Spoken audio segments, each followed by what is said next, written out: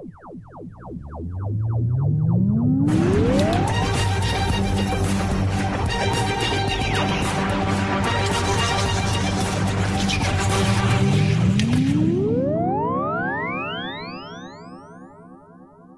and welcome to the new Tin Dog podcast. As you can hear from my voice, things have improved somewhat since the last podcast. Thanks for sticking with me and sending me a few emails, hoping that my voice gets better soon. Well, as you can hear, it has. Given that the BBC have decided to show Torchwood's back-to-back, and combined with my voice going, and more importantly, that the new series of Doctor Who looks like it's going to be starting on the 5th of April, I've decided to do 3 Torchwood podcasts, each covering 2 episodes per podcast.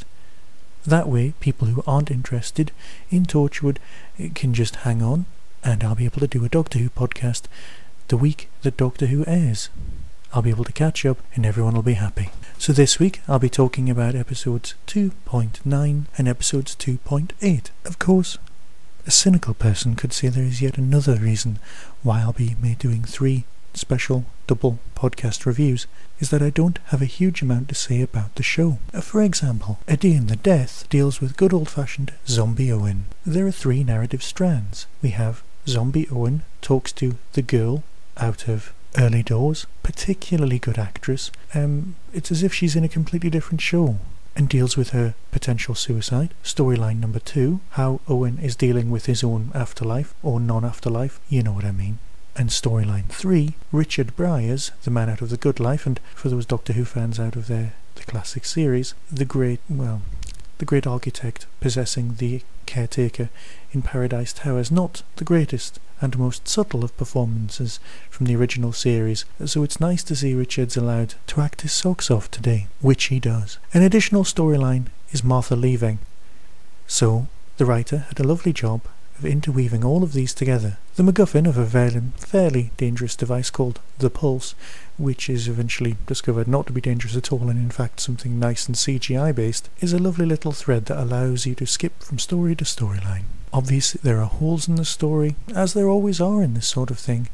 I mean, let's face it, Owen's meant to be dead, and if the only thing that's bothering me is the fact that he can talk when he can't breathe, or that he doesn't register on a heat sensor in a room, but he has left the doors open, which also doesn't trigger the heat sensors, I'm just being picky. Let's face it, the parent show, Doctor Who, has made much larger errors, and it's getting to the point where I'm actually less forgiving of Torchwood. It's as if I have higher expectations, and I'm not completely sure where they've come from. For me, the best scene in the whole episode was when the girl out of Early Doors has a flashback to the car crash where she lost her husband, and that was just tremendously well done.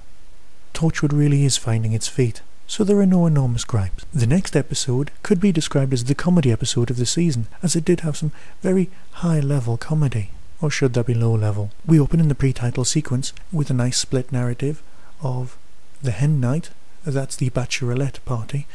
For those Americans who don't quite understand that sort of thing, I didn't understand that the word hen night didn't appear for Americans until I saw Jerry Springer in England not quite understanding what the audience was saying.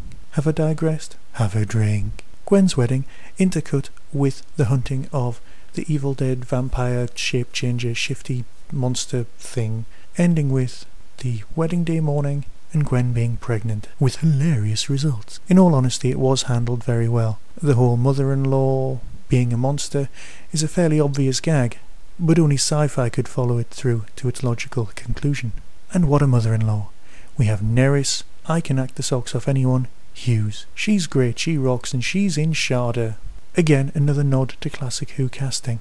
If you've not seen Sharda, and you're a fan of the new Who, it's a slow story but well worth experiencing because it deals with some of the spiritual aspects of Doctor Who that you just don't see anymore. It also deals with colonialism, but as I'm not reviewing that story and I'm reviewing this one, let's get back to Nerys' portrayal as a zombie. The pregnant bride motif is quite popular across England despite the fact that we'd rather it wasn't. Oh dear, I've gone a bit political again.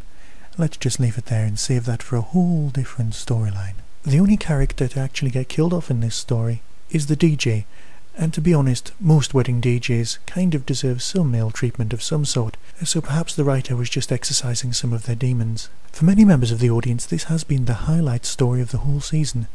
well thought out, well acted, apart from the blatantly workshopped scene argument, which always seems to come across between Gwen and her hubby. Perhaps that's just their acting style. Although I was impressed by the look on Gwen's face when the stripper turned up. Again, my gripes with this story are small. Let's go get bigger guns. They go to the boot, and rather than pick out big guns, because you know, if you're being invaded by aliens, the last thing you want to be able to do is have to assemble weaponry, but that's what they do. They assemble something that looks like a kit form.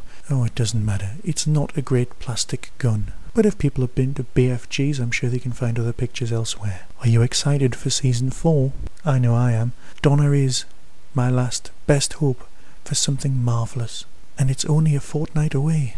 Oh, the excitement is mounting. While I was off with my sore throat, I was working on my novel, trying to get together a package to send off to an agent, because in these enlightened days, it's very difficult just to contact agents, publishers directly, and say, hey, I've written this book, what do you think? So I'm doing it logically, and I'm following through everything that all the books say. You get together the first few chapters, a fully functional synopsis, and you send it off. I'll keep you informed, but don't worry, it shouldn't affect the outcome of all the podcasts. I'm not going to abandon my audience at all. And so, to sum up, 2 very reasonable, very well executed episodes. I must admit, I'm looking forward to the next one because it's written by P.G. Hammond, and I've not seen it yet. He's the guy who wrote Sapphire and Steel, and the fairy one from season 1. Very excited about that. Although I have had a text message from a friend who's already seen the episode, and he wasn't as impressed as you would think. And so I'll leave you now, and let you get on. And I'll speak to you very soon about episodes 2.10 and 2.11, and then finally end up with the final show of the final 2 shows of Torchwood. Be seeing you.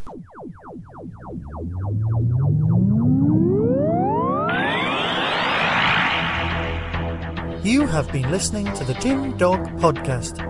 Doctor Who and its associated shows are all trademark of the BBC. No infringement is intended. Contact us at tin-dog@hotmail.co.uk.